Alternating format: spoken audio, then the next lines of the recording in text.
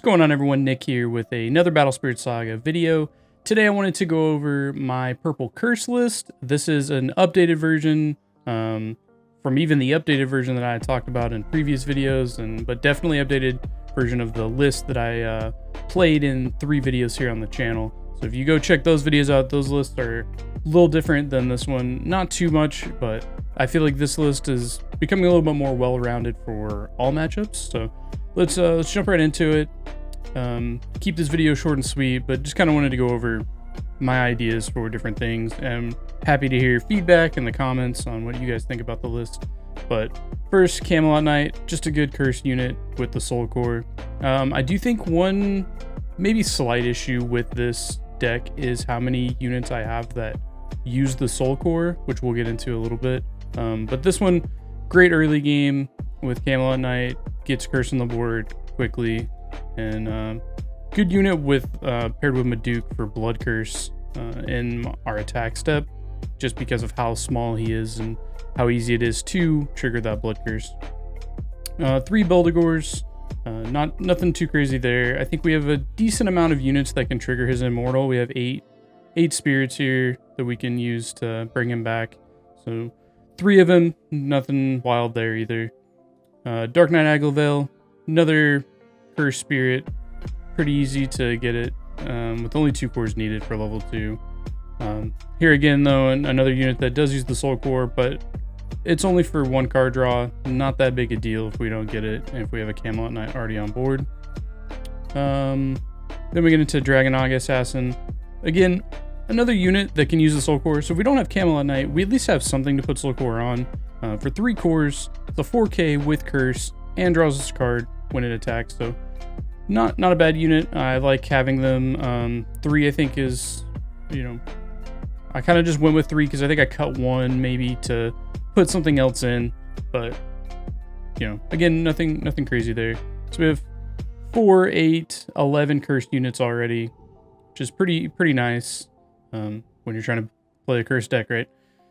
Dark Lancer Cavalier here, pretty self-explanatory. Just 4-drop, like reduced by 2. That gives us a card draw when summoned.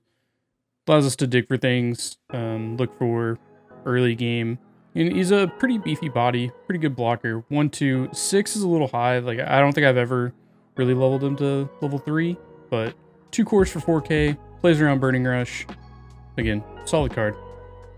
Oaken Pandal, just another curse unit for us. 3K for 1, or we can jump him to 4 for 2 more cores.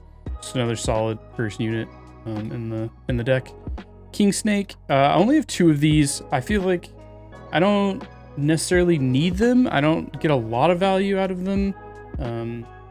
I think the value does come from obviously the level 2 when the spirit attacks, remove a core, or select a unit that has 1 core and destroy it.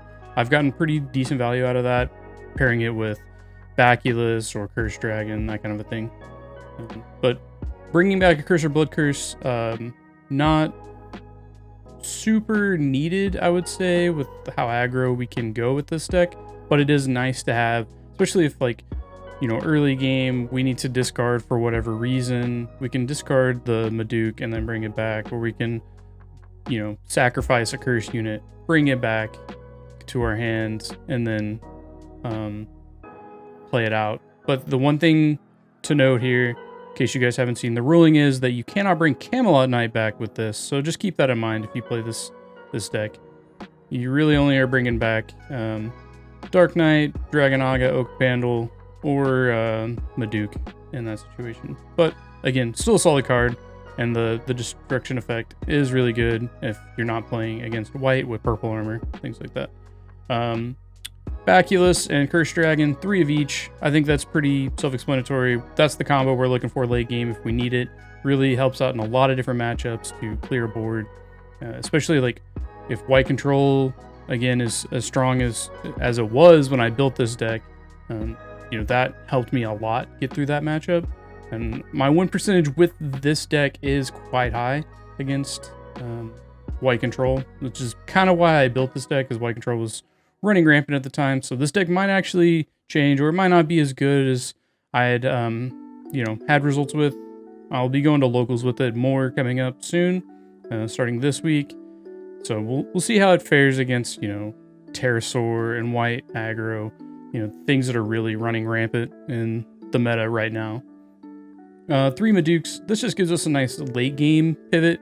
I would say this deck is more mid-rangey, so we have a lot of good aggro at the beginning, and then late game we can pivot with like a, not really pivot, but we can establish a nice board with Maduke and Baculus into Curse Dragon, kind of clear their board, plus establish a bigger board for ourselves. So Maduke, great card. I think we've gotten pretty good value out of it in this deck with the whole Curse gains Blood Curse. So definitely forces them to either take the damage or maybe do a block that's more favorable for us, or it just Curse clears a unit off their board. So this is really, the Curse gaining Blood Curse is really powerful if you can get the 6 cores on her. And typically, by the time I get this down, I have enough cores to do that kind of a move. Like I've probably ramped with a Baculus and the Curse Dragon and gained a lot of cores off that kind of thing. Purple Smoke Valley, only have 2 in here. This is a card that I might want to look into more. Maybe, I know there's some other Nexus or Magic that people are running, but I think this is a good card that for, let's say, 5 cores, 1 turn, maybe I can just force them to only have 1 core on stuff, like with a Baculus, and then I 5 cores with this, and you know, spending 3, put 2 on it, and then now all my units are unblockable, and we can just close that game. That's kind of the thought process with Purple Smoke Valley. Also, the draw effect off reducing cores to 0 is nice. We don't get it a ton in this deck, mainly just from Curse Dragon.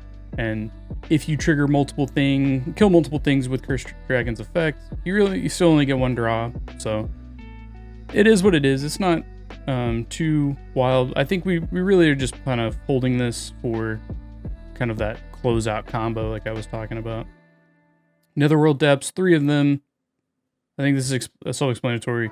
We're just looking for good card draw.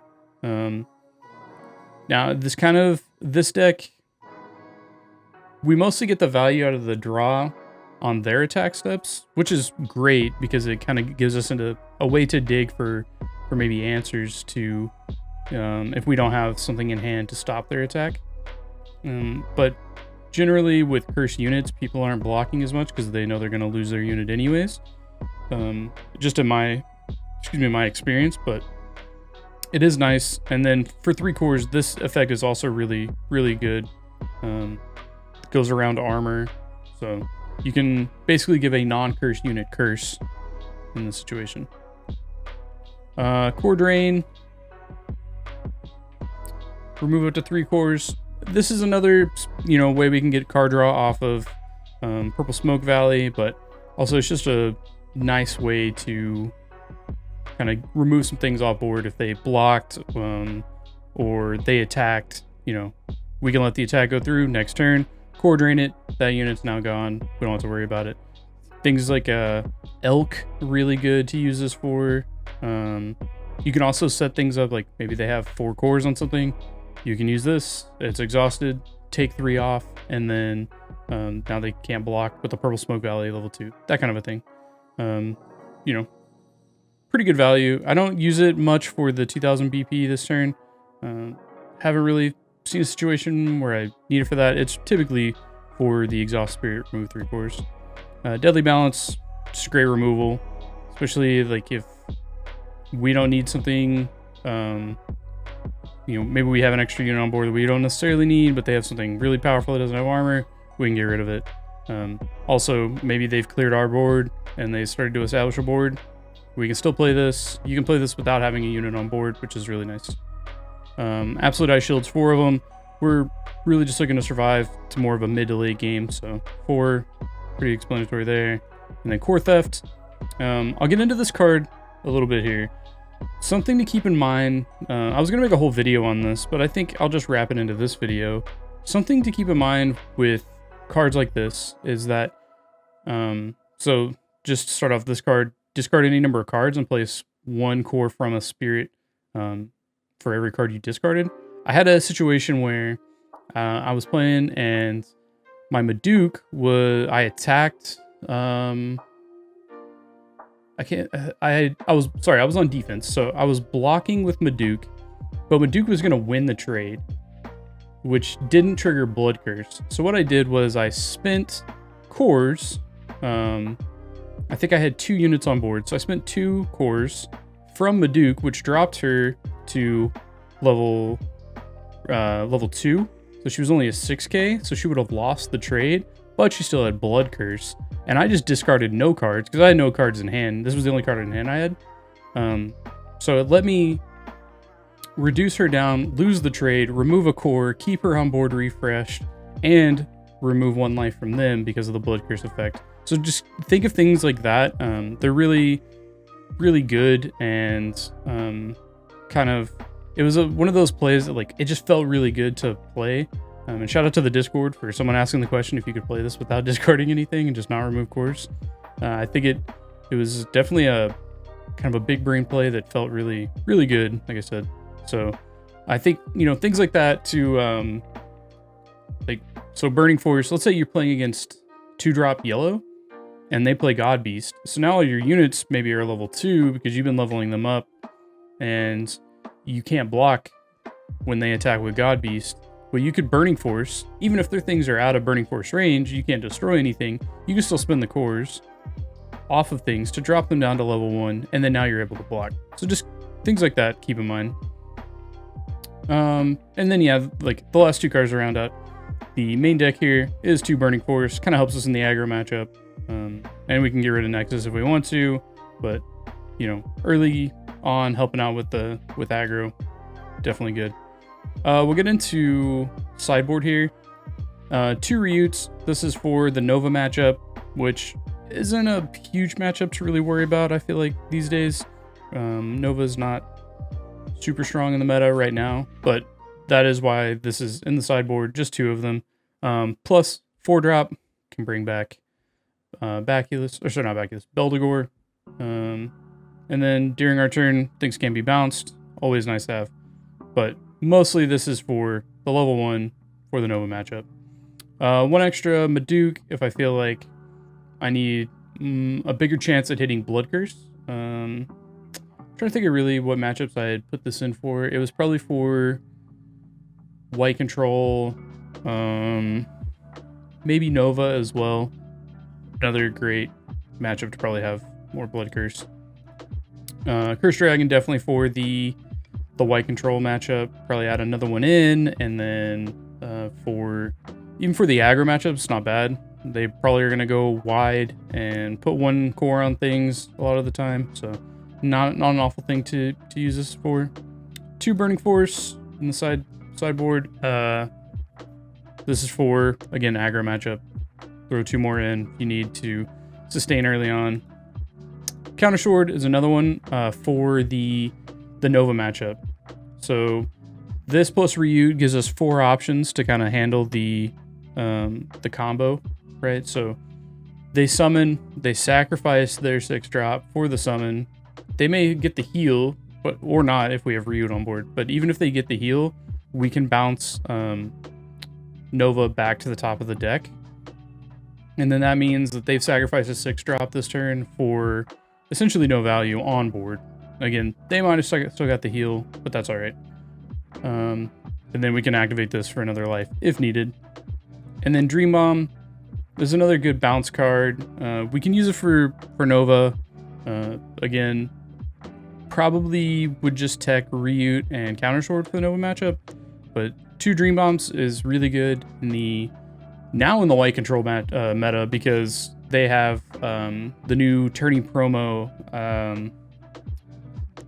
Axe Biter, I think is the name of it. I'm blanking on the name, but it has purple armor and yellow armor, and so the only way to get rid of it is essentially Dream Bomb and Counter Sword. If they played something like, if maybe they played Valkyrie, but the unfortunate part for Counter Sword against White Control is they don't play a lot of when summoned, but we can Dream Bomb, we can burst it when we lose life, but to get rid of a Nexus, but mostly we'll just play it main or flash to bounce something back to their hand.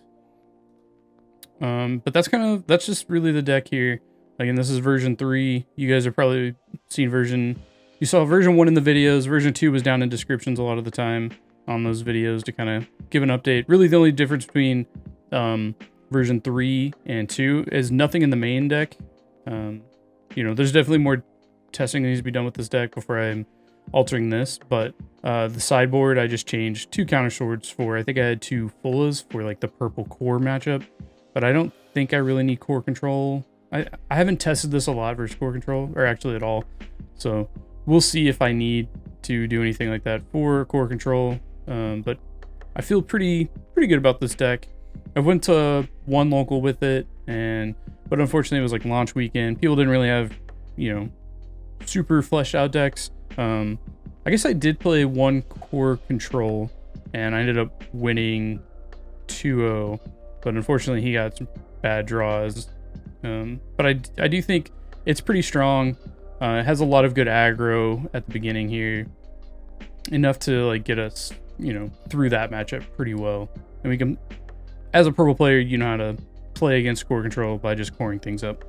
So there's that, and you can't avoid the Baculus Curse Dragon combo, even if you put cores on things. So it is what it is. You just keep going forward.